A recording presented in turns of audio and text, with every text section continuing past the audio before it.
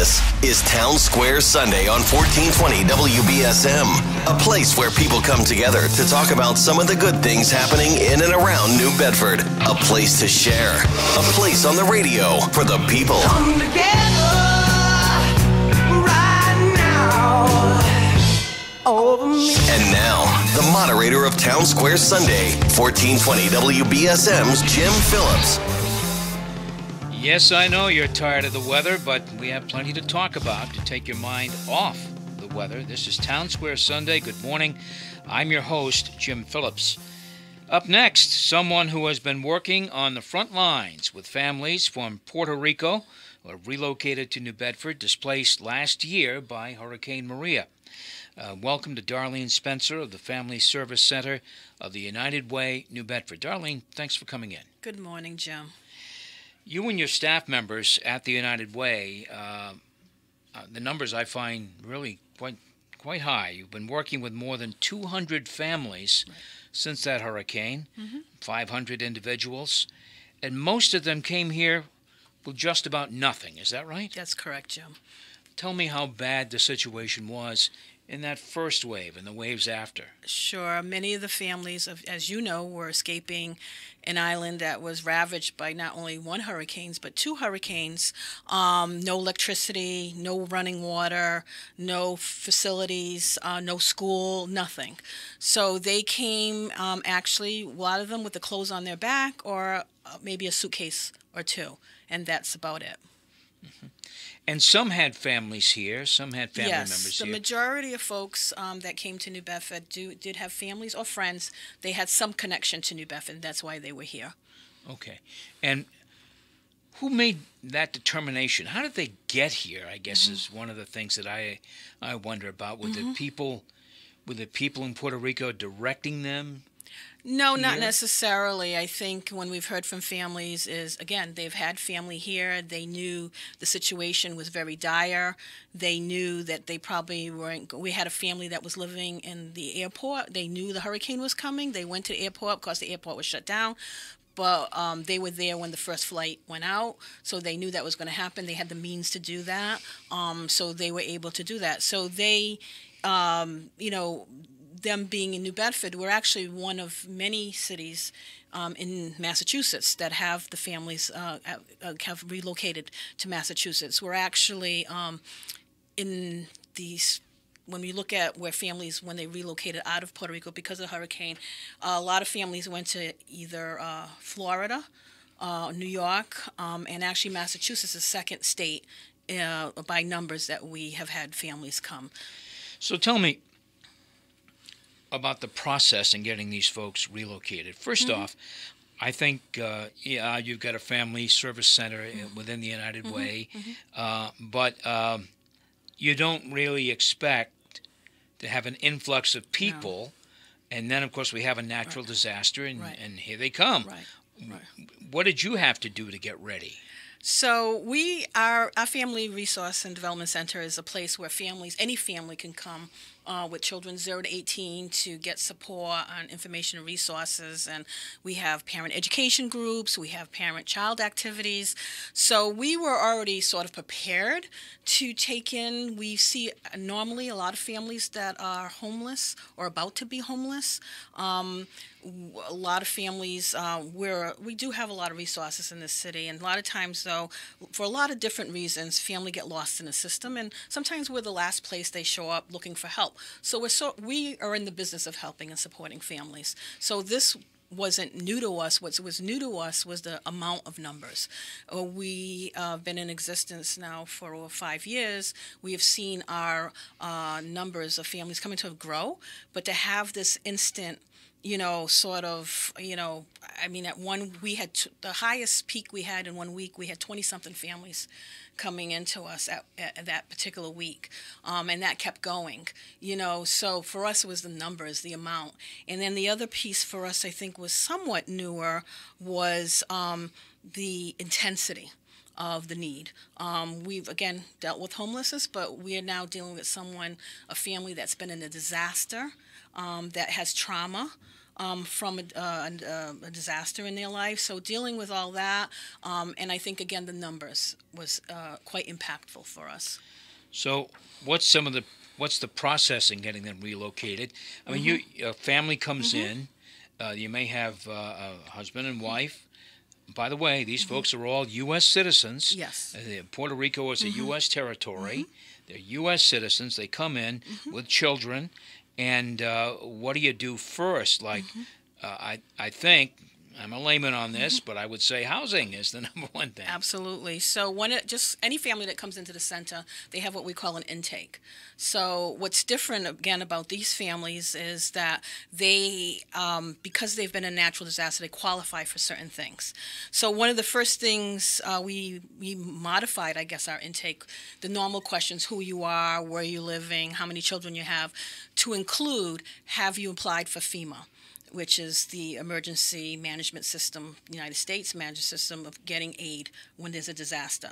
So one of our partners, the New Bedford Housing Authority, who we've partnered very closely with, actually, and we're on the 3rd floor of DeMillo International Place, and the Housing Authority is on the 4th floor. So we partnered together. Mr. Beauregard set up computers up on the 4th floor of the house where the Housing Authority administrative offices are, and we were able to send them upstairs. So if they hadn't applied for FEMA, which in the beginning a lot of them had not, and they could make their application up at FEMA. The other thing we were looking at is if they needed clothes. One of our first partners, besides the Housing Authority and New Bedford Public Schools, was Gifts to Give.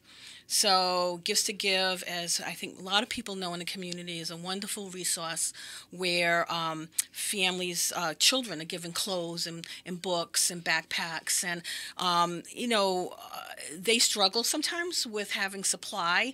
And I know that Mr. Stevens is always, the CEO, is always out asking the community for donations and that sort of thing. And they were running low.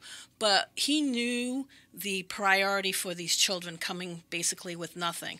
So he made all of our families a priority and said, I'm going to do this, Darlene. I'm going to make sure that the kids have the clothes. So we would do a Gifts to Give order. So that was an automatic for any of these families that came to us that had children. So there was some things that we put in place, making sure that we're registered for school. Was very important, and so us working together with New Bedford Public Schools to ensure, and them with us, vice versa. One of the first things we did, thanks to the City of New Bedford Community and Community Development Office, was in Jen Clark and I'm having a blank, I'm sorry. They helped us develop a flyer, a trifold actually, that is something they do for homeless families, and we just adjusted it for the Hurricane Maria families, and it was spread out amongst our community partners with the schools and anybody that came in that would have a sort of a map of where to go in the city, of where to get resources that include us and the Housing Authority and the school department. All right, you outlined really a lot of things that people would help with. Right. But housing is still an issue. It still was an issue then, I'm sure. Right. So how many of these folks are living with family members? I don't have an exact number. We do have close to 40 families living in hotels. We had upward to, at one point, probably over 30-something families living in public housing. They have since moved out, either on their own or in other places or hotels. So all of this is all temporary. So we do ask them at this point, do you want to go back to Puerto Rico? There is a mechanism at this point in the last month or so where FEMA, the state of Massachusetts with FEMA and MEMA have agreed to pay for air flights back to Puerto Rico if that's what they would like. That is an option.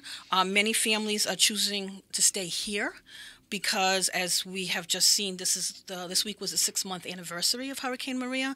10% of the island still doesn't have electricity. Schools, a lot of schools are still, school was an issue prior to the hurricane, where teachers were not even showing up for classes prior to the hurricane. So education was such an issue, and they're finding here that they want their child to be educated and finding a better quality education, and or they have health issues, and they're saying, no, we don't want to go back, and we want to stay here, hence the need for permanent housing. All right. So we'll talk about some of those issues. This is Townsquare Sunday on WBSM. I'm Jim Phillips. My guest is Darlene Spencer of the Family Services Center at the United Way of New Bedford. So as part of this process, children were enrolled in public schools. How challenging was that? I know you built a partnership with the public schools, and probably it was easier than I think it was, but still, having an influx of several hundred or maybe 200 kids in that situation. I mean, that's significant. Absolutely, and I have to say that we're lucky. New Bedford Public Schools has a centralized registration system that you go to one point, which in New Bedford it's the administration building on County Street, and they have a family welcome center where the family goes in and they can register, and from there their paperwork, they determine what school they're going to, either elementary or middle school, and then they decide, they send the paperwork. So so that was great. So they're not trying to figure out which school, what neighborhood they're living in or not living in. So it's very centralized, and they had their own process internally where they were giving book bags and they were giving information.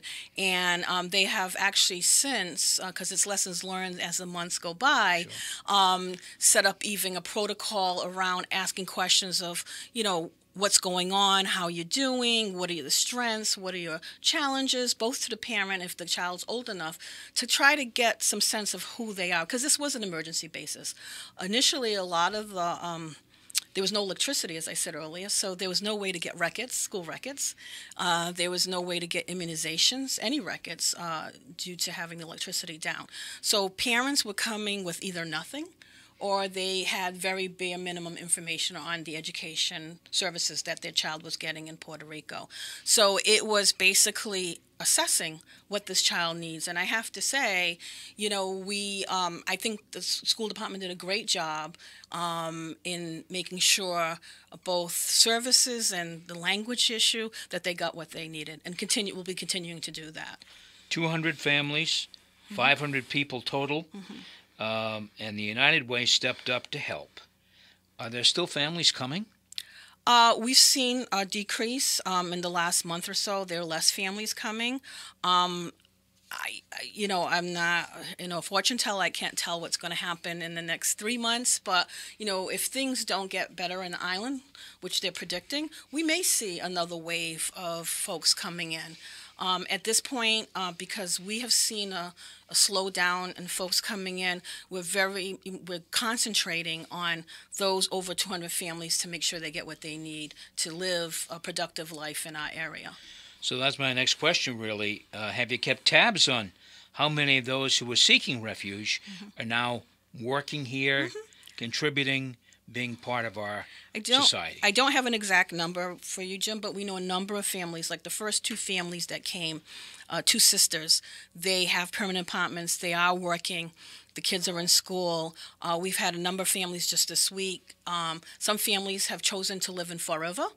For a number of reasons. Rent's a little bit cheaper. They were able to get more affordable housing.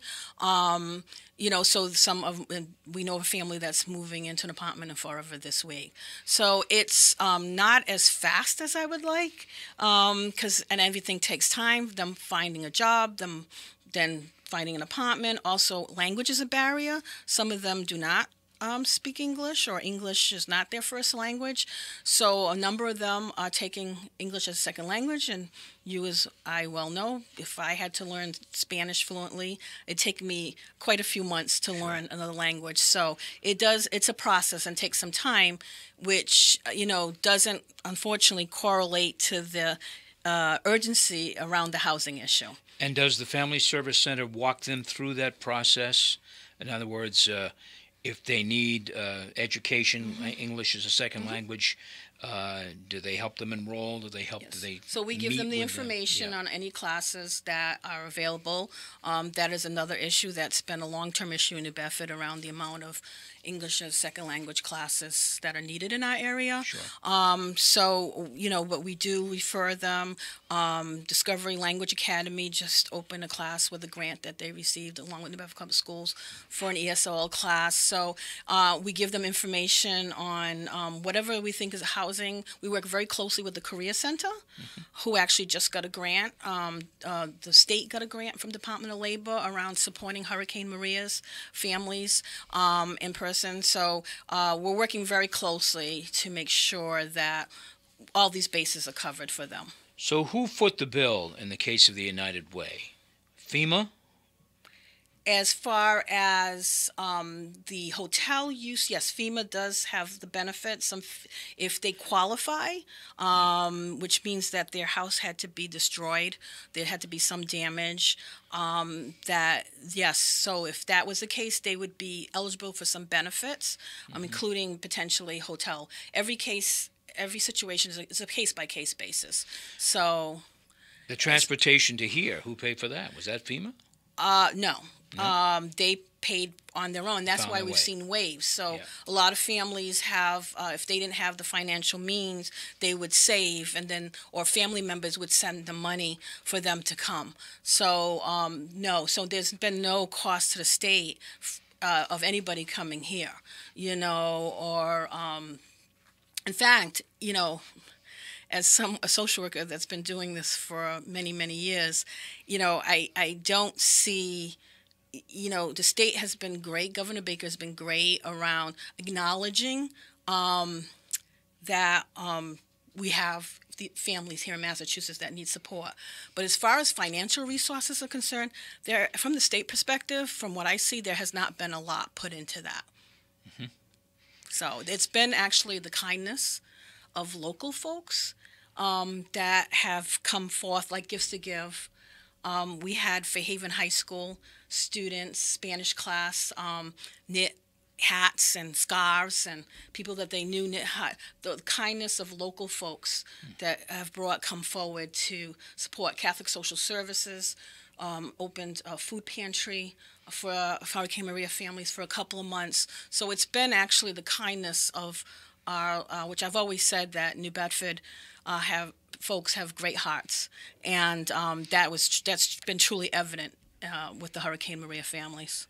And any other agencies, community groups you might like to mention? Oh my gosh! I mean, this is. I always say, and I know I probably wear this saying to death, but it truly takes a village.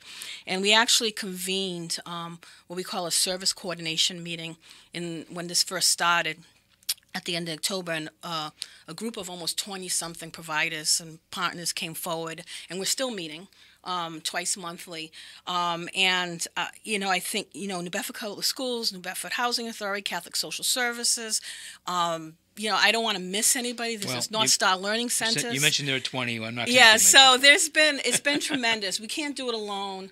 No one could, with the amount of folks that have come in, no one could do this alone. And even I'm standing here today talking to you, Jim, but certainly I want to acknowledge my staff. I call us small but mighty, but that has done a tremendous job in supporting these families. And not to forget, we did in January receive disaster case managers. They're about Massachusetts received about 30-something disaster case managers that were spread out across the state to help us particularly with the FEMA red tape and all that. And in New Bedford, we have 3. We've been lucky enough to have 3 disaster case managers with us. With the state? From the state? From the federal government. Oh, okay. From the federal government. All right, Darlene, we're glad to hear that this relocation, for the most part, has been pretty successful. Very successful in some cases. As far as Congratulations to you and your Thank you. team. In all likelihood, though, the work isn't over. No.